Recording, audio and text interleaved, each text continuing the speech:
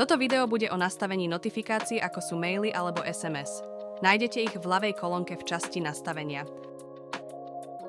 V základných nastaveniach si určite, kto má obdržať daný mail či SMS.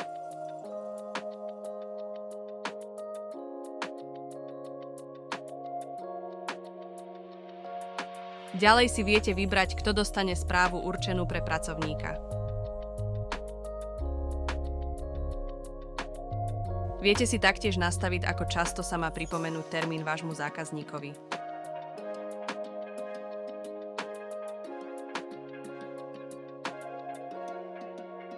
A v neposlednom rade sa v tejto časti nachádza aj zaslanie správy ohľadne hodnotenia vašej práce.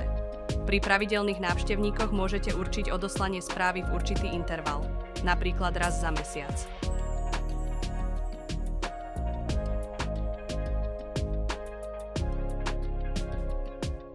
Pozrime si teraz konkrétne maily, ako vyzerajú a čo obsahujú.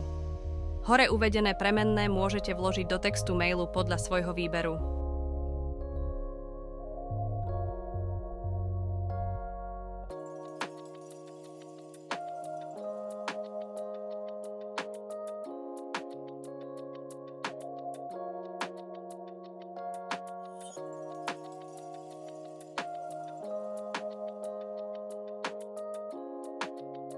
Texty mailov si môžete upraviť podľa seba a zmenu uvidíte hneď v pravej kolónke.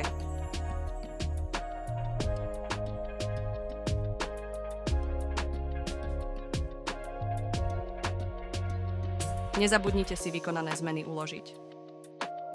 Otvoríme si teraz kategóriu SMS. V hornom okienku si môžete zmeniť odosielateľa na názov vašej prevádzky.